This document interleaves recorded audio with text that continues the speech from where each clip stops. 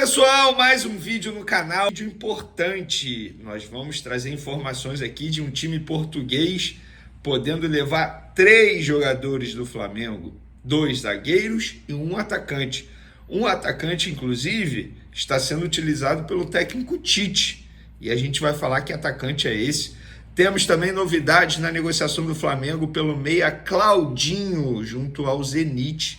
A gente vai trazer mais informações sobre essa situação. Tem também atualização sobre Paquetá e também uma nova informação da proposta do Palmeiras para Gabigol para ter o atacante a partir de 2025. Isso tudo e muito mais no vídeo de agora. Mas antes, galera, um recado da nossa querida parceira KTO, a melhor casa de apostas esportivas do Brasil. Lá você encontra as melhores odds, os melhores mercados, tudo que você precisa para fazer sua fezinha, sua aposta e garantir aquela grana extra. Hoje, terça-feira, já teve jogo da Eurocopa, a Espanha conseguiu passar pela França, tem a Argentina jogando contra o Canadá pela Copa América ainda nessa terça. Quarta-feira tem o Uruguai, os jogadores do Flamengo que estão com a seleção uruguaia podem ser campeões da competição. Eu particularmente agora vou torcer para eles, porque para o Flamengo não muda mais nada. Para as informações é o seguinte, galera. Também não deixe de se inscrever no canal, hein? Se quiser colaborar de maneira financeira, tem o Pix na descrição também. Antes de falar de Flamengo, vamos falar aqui uma informação importante envolvendo John Textor, porque o Ministério Público do Rio de Janeiro opina para que John Textor, dono da SAF do Botafogo, vire réu pelos crimes de calúnia e difamação contra Edinaldo Rodrigues, presidente da CBF. Segundo o promotor, a denúncia de Edinaldo Rodrigues contém a exposição do fato criminoso em todas as suas circunstâncias. Textor foi acionado na justiça após chamar Edinaldo e a CBF de corruptos. Cara, assim, com todo respeito ao Textor, ele não pode passar impune pelo que ele fala e não prova. A partir do momento que ele chama tanto o presidente da CBF quanto a própria CBF de corruptos, ele tem que provar. Porque não dá para você, supondo, você que está aí do outro lado, me assistindo, sei lá, você é advogado, e eu, Vene Casagrande, viro para você, sei lá, você, Carlos, advogado, falo, Carlos, você é um corrupto, você recebe propina para poder defender tal pessoa, tal criminoso. Eu preciso provar isso, correto? Então, o mesmo vale para o John Textor, e ele precisa entender que Brasil não é bagunça, não. Porque ele tá saindo falando um monte de coisa e sem ter prova, cara. Absurdo isso. Então ele precisa pagar pelo que ele fala, ou pelo menos provar o que ele fala ou o que ele acusa. Falando agora de política do Flamengo, assunto rápido, candidato da situação para a eleição presidencial do Flamengo, Rodrigo Dunsch, se reuniu com o grupo Sinergia Rubro-Negra nessa terça-feira para falar sobre as ideias dele, as melhorias para o Flamengo no próximo triênio, caso ele ganhe a eleição. Lembrando que o Rodrigo Dunsch é o candidato da situação, ou seja, ele vai ser apoiado pelo atual mandatário Rodolfo Landim, e nesse encontro o Rodrigo Dunsch garantiu ser contra a SAF no Flamengo, porque existe muito esse argumento de que o Dunsch é apoiado por Landim e vai ser a favor da SAF. Enfim, é um discurso muito da oposição também. Então, fica aí só o registro. Vamos falar agora de campo e bola. Bruno Henrique está fora do jogo contra o Fortaleza nessa quinta-feira com uma entorse séria. Ele ainda sente muitas dores no tornozelo. Inclusive, é dúvida para o outro jogo, que só vai ser apenas no dia 20 contra o Criciúma, lá em Brasília. Ele não tem presença confirmada nesse duelo. E o seu substituto imediato, ou até mesmo titular da posição, Everton Cebolinha, continua fora também do Flamengo, não encara o Fortaleza. Por exemplo, nessa terça-feira ele não treinou com os demais companheiros, ele fez um trabalho de transição, campo e bola no campo, obviamente, e está fora do jogo. A previsão é que ele volte a treinar com os demais jogadores na sexta-feira, ou seja, para ficar à disposição para o outro duelo, que eu repito, será apenas no dia 20, no final de semana que vem, lá em Brasília. O Flamengo vai mandar esse jogo lá no Mané Garrincha, em Brasília. Então, fica a dúvida de quem o Tite vai colocar ali na posição desses dois atletas, os dois jogadores da posição lesionados. Eu, particularmente, daria uma chance ao Matheus Gonçalves, que entrou bem nos minutos finais do último jogo contra o Cuiabá, justamente nessa posição. ponta esquerda, aberto pela ponta. E é uma, digamos, uma função que o Matheus Gonçalves está acostumado a fazer. E você aí do outro lado, colocaria quem? Vitor Hugo? Lohan? O que vocês fariam no time do Flamengo na ausência de Bruno Henrique e Cebolinha? Podem comentar à vontade. Vamos falar agora de mercado da bola, porque o Leixões de Portugal está próximo de contratar aí 3 jogadores do Flamengo, sendo um deles em definitivo, não, na verdade 2 em definitivo e 1 por empréstimo. Vamos lá, o Noga é um desses jogadores, ele já está emprestado ao Leixões. O Leixões avisou ao Flamengo que quer exercer a opção de compra de 375 mil euros por 50%. Isso dá 2,2 milhões de reais na cotação de hoje por 50%, e o Flamengo mantém 50% do zagueiro Noga. Outro jogador que o Leixões quer também é zagueiro, é o Diegão, destaque do Sub-20. Esse seria por empréstimo. E o outro jogador que o Leixões está muito próximo de contratar de maneira definitiva é o atacante Verton, que inclusive vem sendo utilizado pelo técnico Tite aí nas últimas partidas. Na verdade, ele entrou 2 vezes com o Tite nos últimos 2 jogos. De fato, ele mostrou ali muito vigor físico, muita disposição, muita vontade, mas nitidamente tem a parte técnica limitada para poder atuar no time do Flamengo. Pelo menos essa é a minha visão. Eu não vejo o Verton tendo espaço nesse setor ofensivo do Flamengo, sobretudo após o retorno dos jogadores que estão servindo a seleção, as suas respectivas seleções na Copa América, no caso, a seleção uruguaia, quando o Arrascaeta voltar. Não vejo por que ficar, entre aspas, improvisando o Verton no time do Flamengo. Então, o Flamengo muito próximo de negociar esses 3 atletas com o Leixões. O Leixões, na verdade, ele é um baita parceiro do Flamengo lá em Portugal. As 2 diretorias têm uma ótima relação. Os dirigentes, sempre que vêm aqui ao Brasil, visitam o Ninho do Urubu. E mais um jogador, na verdade, mais 3 jogadores podendo pintar lá no Leixões. Repito, Noga, em definitivo, com o Leixões comprando, exercendo a opção de compra. O Diegão, zagueiro, por empréstimo.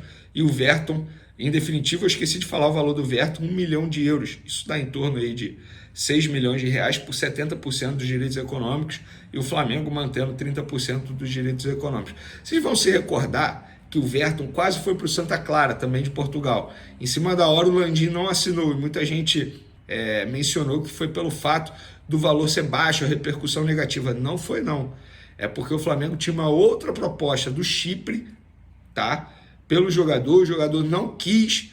Para o Flamengo era uma proposta muito mais vantajosa. O jogador falou, não, quero ir para o Santa Clara. Aí o Flamengo virou e falou, beleza, você não vai para o Chipre, mas também você não vai para o Santa Clara, você vai ficar aqui no Flamengo. Recentemente ele teve o contrato renovado, mas a gente sabia que essa renovação de contrato era apenas para o Flamengo não perder o jogador de graça, entre aspas. Vamos falar agora de Claudinho, informação que a gente trouxe mais cedo lá no SBT Sport Rio, que o Zenit assinou de maneira positiva para fazer uma negociação com o Flamengo. O que isso quer dizer?